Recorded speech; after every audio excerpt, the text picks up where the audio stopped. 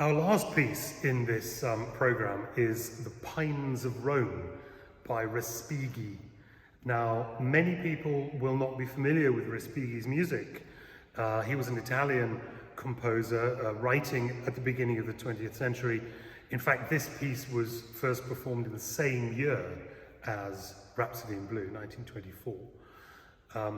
And it's instructive to know, this sounds very dry, but that Respighi studied with Rimsky-Korsakov, which was unusual for a non-Russian person. But Rimsky-Korsakov was the king of orchestration teachers.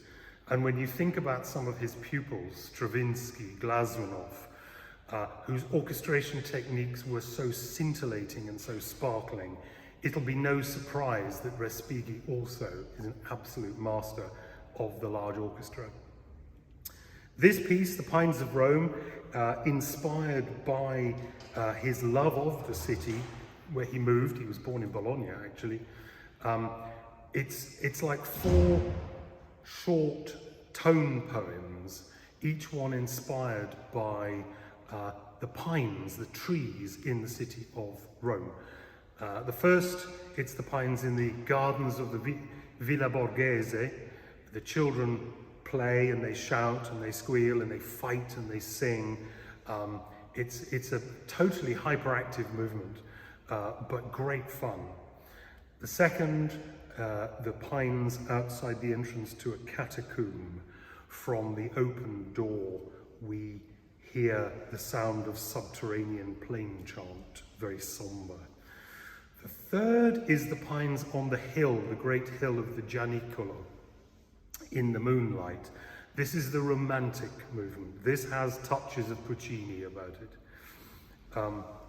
And then finally we have the pines on the Appian Way, that great road leading to the centre of Rome. This is the movement that is best known, I think. We hear in the distance the marching feet of Roman soldiers, and as they approach, the music gets louder and more tremendous, and then we hear braying brass around us. Respighi asks for 6 buccini, which are brass instruments that don't exist anymore, but they were Roman trumpets, and these days we make do with something else. But suffice it to say that the audience is surrounded by sound, and the end of that movement has got to be one of the most impressive moments in all music.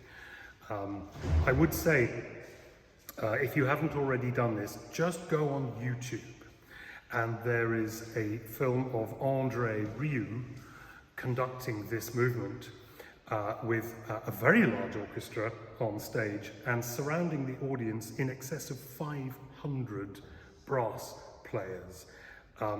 Tasteful it's not, but impressive it certainly is.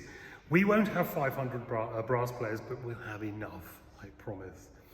So yes, I look forward very much to seeing you March the 11th. It's a Saturday, 7:30, St Barnabas Church, to play for you what is shaping up to be a marvellous programme. Thank you very much.